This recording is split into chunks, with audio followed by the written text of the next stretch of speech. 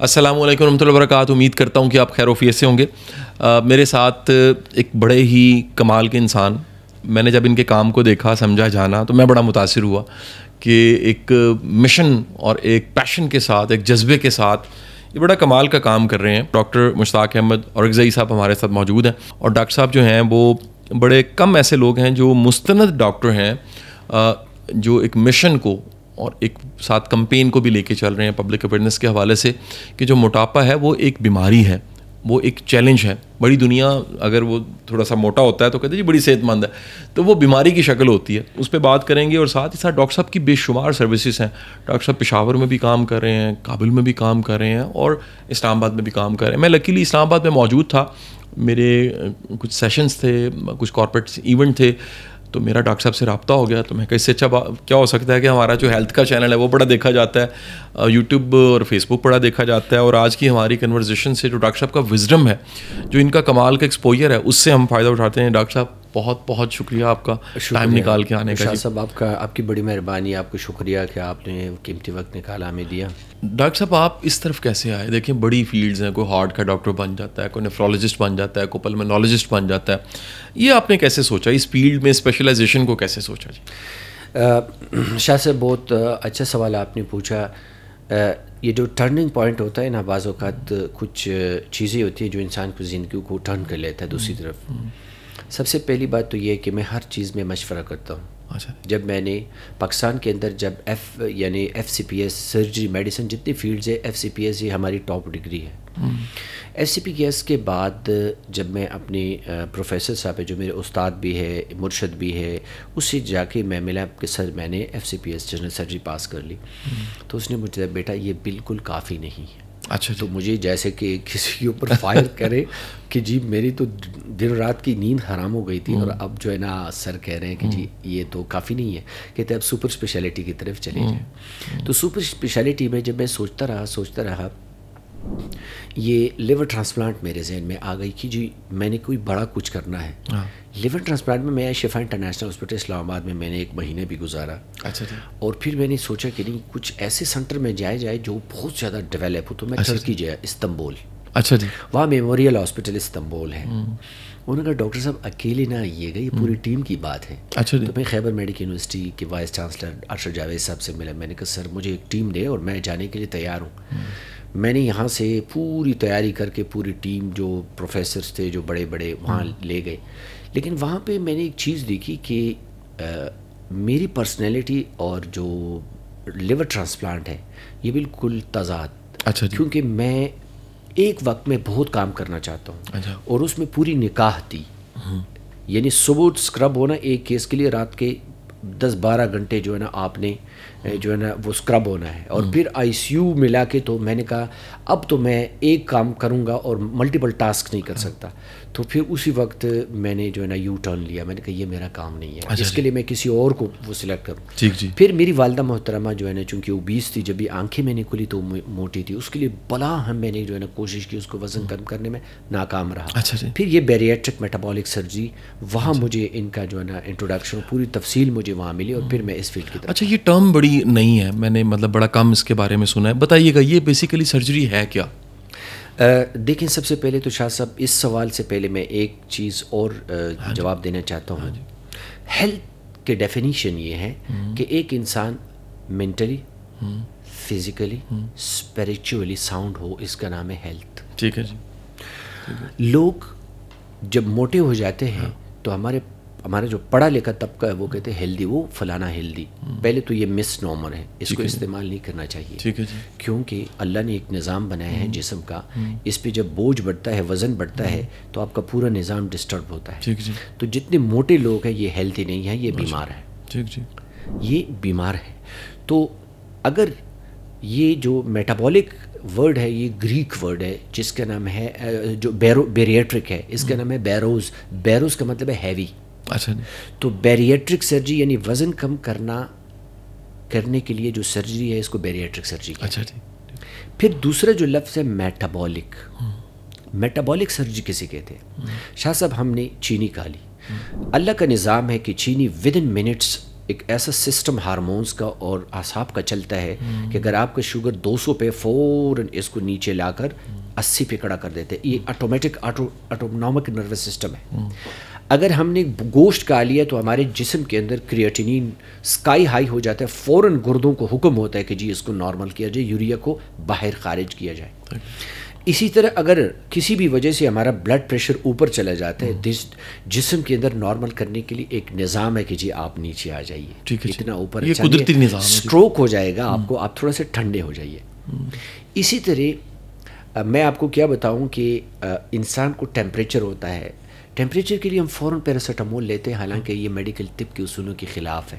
Temperature کو ہونے دو تاکہ آپ کی جراثیم جو ہے نا خوب صحیح, جس طرح جو ہے نا کسی چیز کو ہم گھی کے اندر پکاتے ہیں نا, اس کو پکنے دو, ہم فوراً ان کے لیے اینٹی وہ لے لیتے ہیں. تو اگر آپ فیور کے لیے کچھ بھی نہ لیں, آپ کا ٹیمپریچر خود بخود نارمل پہ آ جائے گا. اس نظام کو میٹابولزم کہتے ہیں. بالکل ٹھیک ہے جی. جو آپ کی چیز کو, آپ کے جسم کو اندر جو ہے نا نارمل کیا جائے. اب بات یہ ہے میٹابولک سرجری کیسے کہتے ہیں. پہلے بلڈ پریشر کے لیے, اور اب بھی لوگ گولیاں لیتے ہیں, شوگر کے لیے لوگ گولیاں بھی لیتے ہیں, اور شوگر کے لیے لوگ انسولین بھی استعمال کرتے ہیں. میٹابولک سرجری سے آپ کا شوگر واپس اپنی نارمل حالت پہ آ جاتے ہیں, بغیر دوائیوں کے, بغیر انسولین کی. اچھا جی. جی ویری نائس. اس لیے اس کو میٹابولک سرجری کہتے ہیں. اور آپ نے اس سارے جو کہہ لیجیے سرجریز اور پروسیجرز کے لیے پھر انسٹیٹیوٹ بنایا, ادارہ بنا دیا. جی جی. اس ادارے کا کیا نام ہے جی؟ جو میں نے بنایا ہے اس کا نام ہے international metabolic and bariatric surgical centre. یہ پشاور میں نے باقاعدہ رجسٹرڈ ادارہ بنایا ہے, چونکہ پاکستان کے اندر دس از دا اونلی ریکگنائزڈ اور جو پرفیکٹ سینٹر ہے میٹابولک سرجری کا. کیونکہ ہمارے ہاں سرجنز آپریشن تو کرتے ہیں, یعنی آپ مریض کو سمندر میں تو پھینکتے ہیں لیکن تیراکی نہیں سکھاتے. یہ چیز نہیں ہے ہمارے ہاں. یعنی مریض آتا ہے, اکثر موٹاپے کے شکار جو لوگ ہوتے ہیں وہ ڈپریشن کے مریض ہوتے ہیں, تو سائیکالوجسٹ ہوتی ہے وہ اس کو پہلے دیکھتی ہے, سائیکیٹرسٹ ہے وہ ان کو دیکھتے ہیں. جتنے بھی موٹاپے کے شکار افراد ہوتے ہیں وہ فزیکل ڈسیبلٹی کی اس میں ضرور ہوتی ہے, نی جوائنٹ پین, بیک ایک, تو میرے پاس ٹرینڈ فزیکل تھراپسٹ ہے وہ ان کو دیکھتے ہیں. اچھا. اس کے علاوہ جتنی بھی جو موٹاپے کے شکار افراد ہے اس میں فیمیل میں پی سی اوز کے سمٹمز ہوتے ہیں.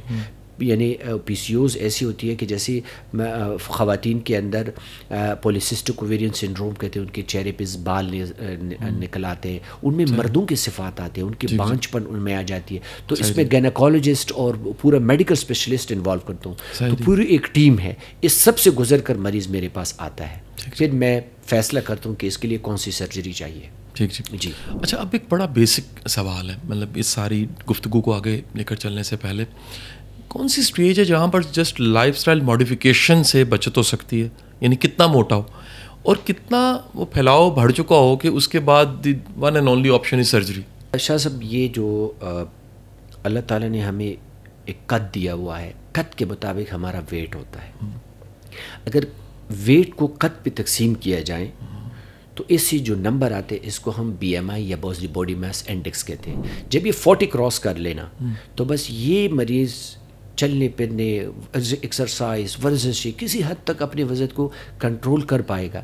لیکن 40 سال کے بعد چونکہ جوانی کی بہاریں ختم ہوتی ہے اور بڑھاپے کا خزان شروع ہوتا ہے, اب نہ اس کے پاس وقت ہوتا ہے, ذمہ داریاں بڑھتی ہیں, یا اس کی یہ ایسی بیماریوں کے ساتھ ان کا سامنا ہوتا ہے جیسے ہارٹ اٹیک, فالج, پھر یہ نہیں کر پائے گا. تو 40 سے بی ایم آئی جب زیادہ ہو تو یہ بیریٹرک سرجری کے لیے کینڈیڈیٹ ہے. یا 30 اور 35 کے درمیان بھی اگر اس کی بی ایم آئی ہے لیکن وہ شوگر کا مریض ہے, پھر ہم اس کی بیریٹرک سرجری نہیں کرتے, میٹابولک, کیونکہ صرف اس کی شوگر کو ہم ریورس کر دیتے. بالکل ٹھیک ہے. اس کے سر بڑے متس ہوں گے, کیونکہ سرجری کا جیسے ورڈ آتا ہے تو زندگی موت کا مسئلہ آ جاتا ہے, اور بڑی دنیا سوچتی ہے سرجری کرائیں گے پتہ نہیں بچیں گے کہ نہیں بچیں گے. اس میں کس حد تک ریالٹی ہے, ریالٹی کیا ہے, پرسیپشنس کیا ہیں, متس کیا ہیں؟ دیکھیں, ہر فیلڈ, نیا فیلڈ جب آتا ہے نا تو لوگ سوالات کھڑے کر دیتے ہیں. جی. بالکل یہ ایک جینوئن کویشچنز ہے, مریضوں کا حق بھی بنتا ہے کہ وہ پوچھ لیں. ٹھیک جی. بیریٹرک اور میٹابولک سرجری یہ کوئی نئی چیز نہیں ہے. اچھا. کیونکہ 1939 میں جب ہیروشیما ناگاساکی کے اوپر جو ویپنز استعمال ہوئے اس سے جو انسانیت کو نقصان پہنچا وقتی طور پر وہ تو ہوا, لیکن لانگ ٹرم میں یہ لوگ سٹمک اور چھوٹی آنت کے کینسر میں مبتلا ہو گئے. Still Japan is the most یعنی جو ہائی جو کینسر ریجن ہے وہ جاپان ہے. ابھی تک تبکاری اور ابھی تک وہ اثرات لوگوں اسٹامک کا جی یا اوور آل کینسر؟ اورال، لیکن اسٹمک کینسر سب سے زیادہ ہے اس میں. تو پھر کیا ہوتا تھا کہ کینسر کا ایک پرنسپل یہ ہے کہ جو کینسر ہے وہ اور اس کے ارد گرد جو نارمل ایریا ہے وہ بھی آپ نے ریموو کرنا ہے. اس کٹ کٹ کے نتیجے میں انہوں نے دیکھا کہ لوگوں کا وزن کم ہوا، ان کی شوگر ختم ہو گیا، بلڈ پریشر نارمل پہ آ گیا، ان کی جو باڈی شیپ جو 0 پہ تھی 100 پہ آ گئی. تو یہاں سے انہوں نے اس پہ تجربات شروع کیے. اچھا جی. تو لوگ کہتے ہیں کوئی بیریٹرک سرجری نہیں ہے، نہیں ہے، یہ تو 80-90 سال پرانی ہے. لیکن ہر فائن نما العسر یسرا، ہر تنگی کے بعد راحت، ہر جو ہے نا پریشانی کے بعد اللہ پھر اس میں خیر بھی نکال لیتے. خیر بیریٹرک اور میٹابولک سرجری تھی، لیکن پہلے یہ کھلا ہوا آپریشن تھا، اب روبوٹ اور لیپروسکوپ سے کیا جاتا ہے. اچھا جی. یہ مشینز اویلیبل ہیں؟ مشین اویلیبل ہے. چھوٹے چھوٹے سوراخ ہوتے ہیں، 4-5 سوراخ ہم کرتے ہیں، چاول کے دانے کے برابر. کوئی پین نہیں ہوتا، پینلیس سرجری ہے. اور سب سے بہترین جو بات ہے وہ یہ ہے کہ پہلے یہ 8-9 گھنٹوں میں یہ سرجری ہوتی تھی. ابھی الحمدللہ ثم الحمدللہ 8 منٹ، میں اپنی بات کر رہا ہوں کسی اور کی نہیں. جی جی.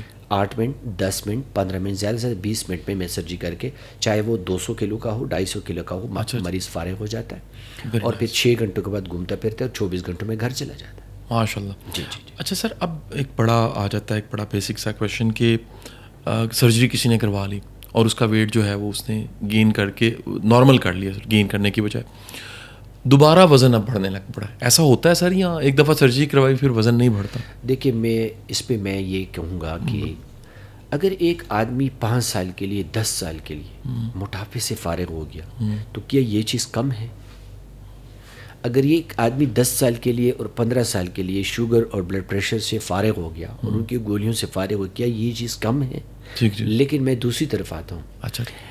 بیریٹرک میٹابولک سرجری کے بعد ہر مریض کا وزن نہیں بڑھتا. اس میں 2-3 قسم کی سرجریز ہے. اچھا جی. ایک سلیو ہے جس میں صرف معدے کے سائز کو چھوٹا کیا جاتا ہے، اس میں 5-10 سال کے بعد وزن ریگین کے چانسز ہوتے ہیں. اچھا سر. اور جو بائی پاس سرجری ہے اس میں بہت کم ہوتے ہیں. اچھا سر. اگر وہ تھوڑی بہت بھی ہماری ہدایات کے مطابق زندگی گزارے تو انشاءاللہ نہیں ہو. وہ جو سائیکیٹرک پیشنٹ ہوتے ہیں، میرے پاس ایک خاتون آئی، ڈاکٹر صاحب میرے تو 20 کلو وزن کم ہوا تھا، دوبارہ بڑھنے لگا.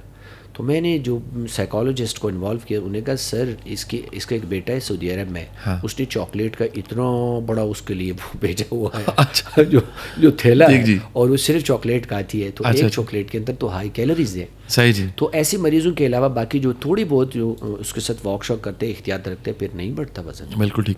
اچھا سر، یہ ٹرمز ہیں ساری کی ساری RY, GB, MGB, سلیوز، یہ سب ٹرمز کیا ہیں؟ یہ مختلف طرح کی سرجریز ہیں؟ جی بالکل مختلف کی ہے. اس میں سلیو جو ہوتے ہیں نا، انگریزی میں سلیو ہم آستین کو کہتے ہیں. اچھا. اس کے سٹمک کا سائز آستین کی طرح یا کیلے کی طرح چھوٹا کر دیتے ہیں.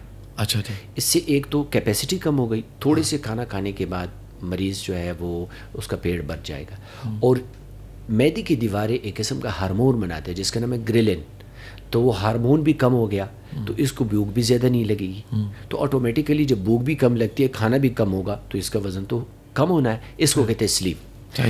MGB mini gastric bypass. ایک ہوتا ہے خوراک، ایک ہوتا ہے خوراک کو ہضم کرنے کے لیے جوس. اگر ہم خوراک کو معدے سے جب یہ چھوٹی آنت میں جاتا ہے تو پہلے 1.5 میٹر چھوٹی آنت کو ہم بائی پاس کرتے ہیں، اس پہ خوراک جانے نہیں دیتے. اچھا جی. لیکن جوس اسی اپنے راستے پہ جاتا ہے، اس کو سنگل بائی پاس کہتے ہیں. اچھا سر. اور اگر ہم خوراک کو بھی بائی پاس کر لیں اور وہ جوس جو خوراک کو جذب کرتے اس کو بھی بائی پاس کر لے، اس کو ڈبل بائی پاس کہتے ہیں. رو این وائی گیسٹرک بائی پاس اس کو ہم کہتے ہیں. اچھا سر. عوامی زبان میں ہم اس کو ڈبل بائی پاس کہتے ہیں. ٹھیک سر. اب سر ساتھ ہی ساتھ میں سٹوریز آ جاتی ہیں، آپ کو فیڈ بیک جب آتا ہوگا، کسی کی زندگی آسان ہوگی، کسی کی زندگی میں کوئی بڑا بدلاؤ آ گیا. بڑے لوگ ایسے ان کی شادی نہیں ہو رہی تھی اس وجہ سے، وہ کہتے ہیں ہم موٹے ہیں اور ہماری شادی نہیں ہو رہی. کہیں ایسے لوگ ہیں ان کی زندگی بڑی مشکل ہو جاتی ہے کہ اپنا وزن اٹھانا ہے، ہارٹ بیٹ کا چیلنج، ہارٹ کے مسئلے شروع ہو گئے، شوگر کا پرابلم ساتھ ہی ساتھ میں شروع ہو گیا، بلڈ پریشر کا پرابلم شروع ہو گیا، اور طرح کے مسائل ساتھ کہہ لیجیے پیدا ہو گئے. تو جب کچھ سکسیس ملتی ہے کسی سرجری کے بعد، جو فیڈ بیک آتا ہے، لوگ مٹھائی لے کر آتے ہیں. یقین کیجئے میرے دل کا سوال آپ نے پوچھا. میں کبھی کبھار اتنا تھک جاتا ہوں کہ صبح کے اذانیں ہوتی ہیں، اللہ اکبر. لیکن جب مجھے اپنی ماؤں کی اور اپنی بہنوں کی آنکھوں سے ٹپکتی ہوئی موٹی موٹی آنسو یاد آتے ہیں نا, میں کل کی بات بتا رہا ہوں, یہ پروگرام سن رہے ہوں گے ہماری بہنیں, کہ 2 بہنیں آئیں, ایک کا تعلق ملتان سے اور دوسرے چرصدیق. وہ اتنی روئیں کہ اس کی جو بچی کے جو والدہ تھی کہتے جو بھی رشتہ آتے واپس چلے جاتے کہ یہ موٹی. صحیح جی. اور جو دوسری خاتون تھی اسی کی بھی کہانی کچھ اسی طرح تھی, اور وہ کہتے ہیں ہمارے پاس پیسے نہیں ہیں. تو ظاہری بات ہے جتنا مجھ سے ہو سکتا ہے میں کر دیتا ہوں, ان کے ساتھ کر دیتا ہوں. اور ایک بات اور, اکثر لوگوں نے دوسری شادیاں کی یا تھریٹس دی اپنے لائف پارٹنر کو کہ اگر آپ کا بچہ پیدا نہیں ہوا تو میں نے تو دوسری شادی کرنی ہے. 18 سال کے بعد ایک بچی میرے پاس آئی, یعنی شادی کے 18 سال بعد وہ خود اپنی لائف یعنی ہسبینڈ کے لیے دوسری شادی کے لیے جو ہے نا وہ تگ و دو کر رہی تھی. اس کی بہنیں اس کو منع کر رہی تھی. 18 سال کے جب اس نے 30 کلو وزن کم کیا, شی کنسیوڈ, اور جب وہ آئی تو اس کی مٹائی کا ڈبہ کیا, اس کی خوشی کی انتہا نہ رہی. وہ اتنی خوش تھی کہ میں آپ کو بتاؤں. تو اسی طرح سینکڑوں کیسز ہے, ایک نہیں ہے. صحیح جی. اچھا سر, جب یہ سرجری ہو جاتی ہے ایک لائف لانگ کیئر چاہیے ہوتی ہے. دنیا کی کسی بھی سرجری کے بعد ریکمینڈ کیا جاتا ہے کہ اب آپ کو یہ احتیاط کرنی ہے. اس طرح کی سرجری کے بعد عموماً کس طرح کی احتیاط کرنی پڑتی ہے؟ ہم اس سرجری کے بعد عمومی طور پر ان کو کہتے ہیں کہ 14 دن تک آپ سخت غذا نہ کھا لیں. اچھا جی. صرف لیکوڈ جو مایات ہے وہ لے لیں, چائے, کہوہ, یخنی, دودھ وغیرہ. 14 دن کے بعد ہم جو ڈائبیٹک پیشنٹ ہے ان سے کہتے ہیں کہ دیکھو سویٹ ایڈکشن ہے, جس طرح باقی ایڈکشن ہے سویٹ بھی ایڈکشن ہے. آپ اپنے آپ کو سویٹ سے دور رکھیں. یقین کیجئے گا ہمارے مریض اس طرح کہتے ہیں کہ ڈاکٹر صاحب اب تو سویٹ کی طرف جب ہم دیکھتے ہیں ہمیں الٹیاں آتی ہیں. بالکل اس کو بالکل یہ بدل جاتا ہے. یہ اس سرجری کے بعد پورا مزاج بدل جاتا ہے مریض کا, کھانے پینے کا پورا مزاج اس کا بدل جاتا ہے. تو پھر ہم ایسے لوگوں سے یہی کہتے ہیں کہ جو ایڈکشن آپ لوگوں کی ڈیٹاکسیفیکیشن ہم نے کی, خدا آپ دوبارہ اس راستے پہ نہ جائیے, اور تھوڑا بہت واک اپنی معمول کا زندگی کا حصہ بنا لیں. بالکل ٹھیک. اچھا ڈاکٹر صاحب, آپ پشاور میں سرو کر رہے تھے, کابل کیسے آپ نے جانا شروع کیا؟ میرا بڑا ویسے دل کرتا ہے, آپ سے میں نے وعدہ کر لیا کہ انشاءاللہ آپ کے ساتھ اکٹھے کسی میں کابل بھی جاتا ہوں. کابل میں نے دیکھا نہیں ابھی تک, کتنی دنیا کے ملک دیکھ لیے, 3 درجن ملک دیکھ لیے, اور کابل یہ پاس ہے میں نے نہیں دیکھا. کابل آپ کیسے پہنچ گئے؟ کابل کی کہانی کچھ یوں ہے کہ میں پشاور حیدرآباد میڈیکل کمپلیکس اور خیبر ٹیچنگ ہاسپٹل میں ڈیوٹیاں سر انجام دے رہا تھا. ظاہری بات ہے یہ بارڈر پہلے اس طرح نہیں تھا جیسے آپ, ظاہری بات ہے وقت کے تقاضے ہوتے ہیں. تو یہ لوگ ہمارے پاس بہت زیادہ آتے تھے کیونکہ وہاں پہ 40 سال کی جنگ کی وجہ سے ہیلتھ فیسلٹیز بالکل بھی نہ ہونے کے برابر. جب یہ بارڈر سیل ہو گیا تو اس کے بعد چونکہ مریض کہتے ڈاکٹر صاحب ویزا نہیں مل رہا, ہم کیسے آپ کے پاس آئیں. تو ان کی چیزوں کو دیکھ کر میں نے کہا اب میرے اوپر امتحان ہے, مجھے جانا پڑے گا. تو اس کی وجہ سے میں کابل جانا شروع کیا. بہت پیار دیتے, بہت محبت دیتے, اور وہ اس چیز کو ایڈمٹ بھی کرتے کہ ڈاکٹر صاحب وہ ویسے کہنا نہیں چاہیے کہ جی ہم انگلینڈ بھی جاتے ہیں, ترکی جاتے ہیں, انڈیا جاتے ہیں, کہتے پاکستانی ڈاکٹروں کی مثال ہی کچھ اور ہے. کیا بات ہے, ویری نائس, ٹرسٹ آن اس, اور الحمدللہ شفا بھی اللہ ان کو دے, بہت خوش ہوتے ہیں. اچھا سر, پاکستان کا ڈاکٹر صاحب بہت بڑا جو چیلنج ہے نا, تقریباً 2.5 کروڑ کو شوگر ہوگی. چند دن پہلے میں ایک لاہور کے ہمارے بڑے قابل ایک ڈاکٹر ہیں جو ہارٹ کے ڈاکٹر ہیں, فزیشین ہیں ہارٹ کے, تو ان کے پاس بیٹھا, ملنے چلا گیا ایسے. تو انہوں نے کہا جی آج میرے 25 مریض تھے, ان 25 میں سے 18 کو شوگر ہو چکی تھی, ان میں سے 12 ینگ لوگ تھے. یہ اتنی تیزی کے ساتھ ایک طوفان آ گیا ہے, شوگر ہوتی جا رہی ہے. کیا وجہ, آپ کیا سمجھتے ہیں اس کی کیا وجہ؟ دیکھیں سب سے بڑی وجہ یہ کہ اللہ تعالیٰ نے دن کو کام کے لیے, رات کو آرام کے لیے بنایا ہے. ہم نے کیا ہم الٹے پاؤں چل پڑے, ہم نے رات دیر تک جاگنا شروع کر دیا. تو کچھ ہارمونز, کچھ نظام اندر, ابھی میں میڈیکل فیلڈ میں نہیں جانا چاہتا, عوامی زبان بولوں گا, وہ ہم نے ڈسٹرب کر دیا. ایک وجہ, سب سے بڑی وجہ جو شوگر کا یہ ہے. دوسری وجہ سٹریس کی وجہ سے ہمارے اندر کچھ ہارمونز ہیں جس کو کارٹیسول بولتے ہیں, جس کو ایپینیفرین ہے, ایڈرینلین ہے.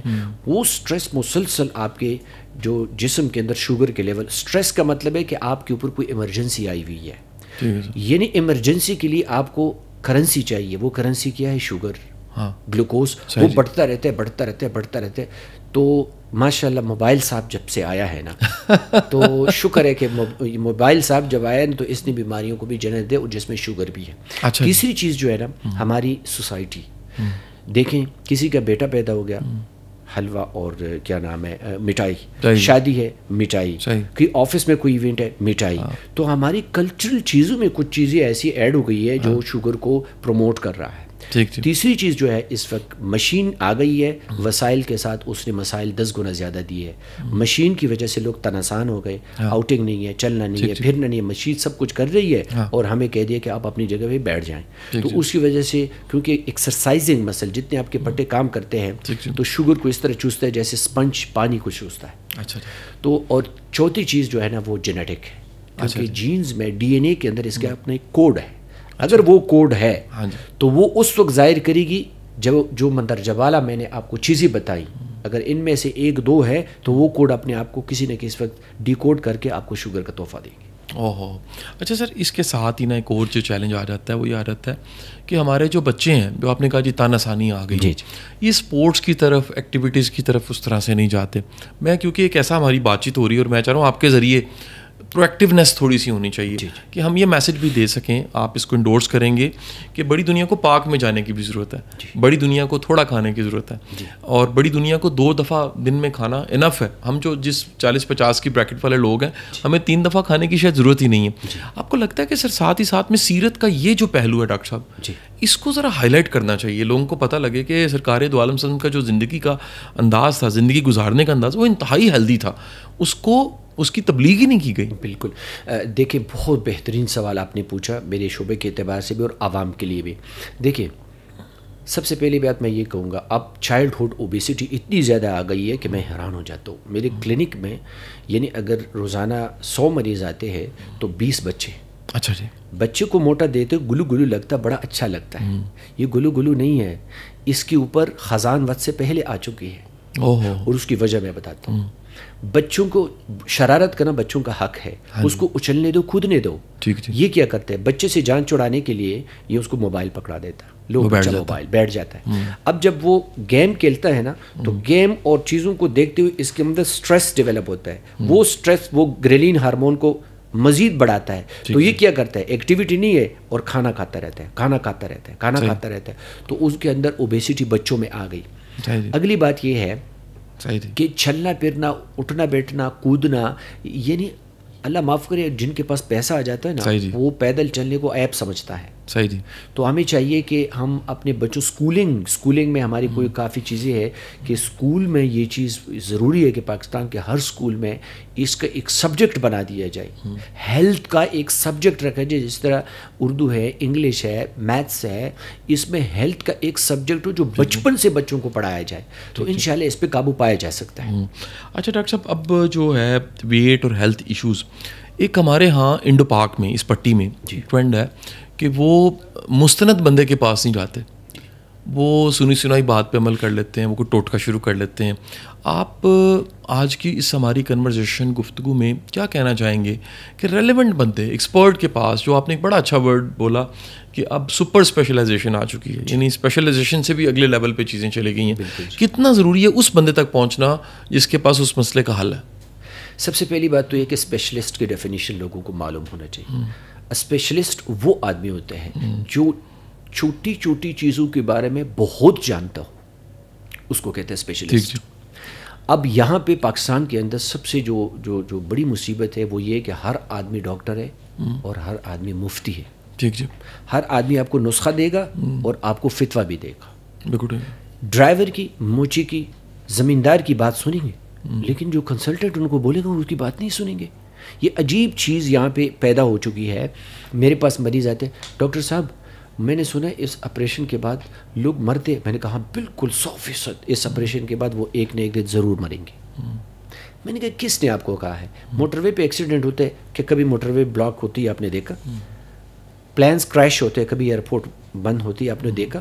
تو اگر 1000 مریضوں 100 مریضوں میں ایک آدھا واقعہ ہوتا ہے تو کیا میڈیکل سائنس کی ایک قانون ہے، ایک طریقہ ہے کہ اگر ایک علاج 100 میں سے 95% لوگوں کے لیے مؤثر ہے تو ہم 5 کی خاطر 95 کو محروم نہیں کر سکتے. بالکل ٹھیک ہے. تو یہ تو اللہ کی ذات پر ایک ہمارا ایک اعتماد ہے کہ بھئی جو موت کا وقت مقرر ہے وہ تو ہم بچ نہیں سکتے، لیکن یہ بہت محفوظ آپریشن، اسے ڈرنا نہیں چاہیے. اور مستند ڈاکٹر چونکہ گڈ گورننس ہے نہیں to be honest good governance ہے نہیں. ہر آدمی نے جو ہے نا وہ کھولا ہوا ہے کہ جو حکیم بھی ہے جو بھی ہے, حکمت سے مجھے انکار نہیں ہے, بہت زبردست شعبہ ہے, لیکن بیریٹک سرجری یہ مستند جس نے فیلوشپ نہیں کیا ہوا ہے, میرے خیال میں اس میں اگر دیکھیں اگر کمپلیکیشنز کوئی ڈیل نہیں کر سکتا اس کو سرجری نہیں کرنا چاہیے. عموماً کمپلیکیشنز کس طرح کی آتی ہیں جی؟ فار ایگزامپل یہ بیریٹک سرجری ہو گئی, اس میں لیک ہو گیا, تو لیک تو کوئی نہیں ہے, 1000 مریضوں میں 1-2 کو ہو سکتا ہے, لیکن وہ تو مشکل کام نہیں ہے, اس کو ہم سنبھال سکتے ہیں. اچھا جی. دوسری بات یہ ہے 200 kg مریض ہے, آپ نے آپریٹ کیا, میں اس کو الحمدللہ 15-20 منٹ میں, لیکن جو انٹرنیشنل گائیڈ لائنس ہے یا انٹرنیشنلی ہر آدمی کا اپنا ایک سپیڈ ہوتا ہے, وہ گھنٹہ یا 1.5 گھنٹہ, زیادہ سے زیادہ 2 گھنٹے میں, کچھ ڈاکٹرز 5-6 گھنٹوں تک یہ سرجری پہنچا دیتا ہے. اچھا جی. اب جب 6 گھنٹوں تک سرجری پہنچ گئی تو اس میں بلیڈنگ بھی ہو سکتی ہے. ٹھیک جی. اب بلیڈ کو کیسے کنٹرول کرنا ہے, یہ طریقہ آپ کو آنا چاہیے. بالکل ٹھیک ہے جی. اگر نہیں آنا تو 5 لیٹر بلڈ ہے, اگر وہ تھوڑا بھی جو ہے نا ادھر ادھر ہو گیا تو مریض کی جان کو خطرہ ہو سکے. وہ صرف بیریٹک سرجری نہیں, ہر سرجری میں. بالکل ٹھیک. لیکن پھر ہر سرجری میں یہ ہے کہ لوگوں کی وزن کم ہوتا ہے. بیریٹرک سرجری میں تو ضروری بات ہے کہ وہ 200 kg کا ہوگا, 150 kg کا ہوگا, تو اس کی اسکل آپ کو آنی چاہیے. بالکل ٹھیک. سرجری سے پہلے بیسک کون سے ٹیسٹ ہیں جو آپ کروا لیتے ہیں کہ یہ ہم دیکھ لیں بعد میں کسی قسم کا کوئی چیلنج نہ آئے؟ بالکل, جس طرح جہاز اڑانے سے پہلے اس کا ایک پرزہ چیک کیا جاتا ہے. ہمارے پاس مریض جب آتے ہیں سب سے پہلے اس کے دماغ کو ہم چیک کرتے ہیں. اچھا جی. مینٹلی کیسے ساؤنڈ ہے کہ نہیں. اس کے بعد دل, گردہ, پھیپھڑے, جگر, اور اس کے خون کہ پری ڈائبیٹک ڈائبیٹک ہے کہ نہیں. تھائرائڈ کو دیکھتے ہیں, ہارمونس, ہائپو تھائرائڈ ہے, ہائپر تھائرائڈ, ایک ایک چیز کو ہم دیکھتے ہیں. جب یہ سارے ٹیسٹ نارمل آتے ہیں پھر کارڈیالوجسٹ دیکھتے ہیں. پھر اس کے بعد انیستھیزیا والا جو سب سے اہم ٹیم کا اہم ممبر ہے, جب وہ سب کہے اوکے اس کے بعد ہم آپریٹ کرتے ہیں. صحیح صاحب, آپ کا سر کو بڑا امپورٹنٹ میسج, کوئی ایسی چیز آپ کہنا چاہیں؟ کلوزنگ کی طرف ہم جا رہے ہیں اور یہ پروگرام بڑی دنیا نے سننا ہے, تو کوئی امپورٹنٹ میسج آپ کا؟ جی میرا میسج اس وقت یہ ہے, سب سے بڑا میسج یہ ہے کہ دشمن جو سامنے ہو اس سے بچنا آسان ہے, لیکن دوست نما دشمن جو ہوتا ہے نا اس سے بچنا مشکل ہے. موٹاپا اس وقت دوست نما دشمن ہے. ایک مفتی صاحب سے میں نے کہا کہ میں آپ کا آپریشن کرنا چاہتا ہوں, کہتے نہیں. میں نے کہا کیوں؟ کہتے پھر مقتدی مجھ سے ڈرتے نہیں ہیں. تو وہ یعنی اس سائز کے ذریعے وزن کو بڑھا رہے تھے, بات کے وزن کو. جی اس کو خیر میں نے جاننے والا تھا, پکڑ کر جو ہے نا میں اس کی سرجری کی. تو یہ ہے کہ موٹاپا حسن کا دشمن ہے, موٹاپا خاموش قاتل ہے. یہ کوئی جو ہے نا پہلوانی نہیں ہے. اس سے خبردار رہیے. یہ وقت سے پہلے آپ کی جوانی کی بہاروں کو چھین لیتا ہے, وقت سے پہلے آپ کو جو ہے نا خزان دے دیتا ہے معذوری کا. اور حضور پاک صلی اللہ علیہ وسلم نے 3 بیماریوں سے پناہ مانگی ہے. ایک بیماری وہ پاگل پن ہے, دوسرے جزام, اور تیسرا فالج. اور فالج, موٹاپا فالج کا اس وقت سب سے بڑا ذریعہ ہے. اچھا ڈاکٹر صاحب, میں اس میں جو میری ایک فیڈ بیک میں ضرور ایڈ کروں گا کہ میں نے اتنی گرپ اور اتنا کانفیڈنس اور اتنی اسپیڈ کسی کی نہیں دیکھی. ماشاء اللہ آپ کا یہ سب سے جو کمال ہے نا سب, اتنی کلیئرٹی ماشاء اللہ اللہ نے آپ کو دی ہے, اور یہ بغیر پیشن کے اور اللہ کے کرم اور اللہ کی دی ہوئی توفیق کے بغیر ممکن نہیں ہے. بے شک, اس میں کوئی شک نہیں. میری بیسٹ وشیز ہیں آپ کے لیے سر, اور آپ سب سننے والے فیڈ بیک دیجیے گا. ڈاکٹر صاحب کے ساتھ انشاءاللہ ہماری مزید بھی نشستیں ہوں گی, کئی ایسے موضوعات ہیں ڈاکٹر صاحب کے ساتھ ڈسکس کیے جائیں گے. بہت شکریہ آپ کا, تھینک یو.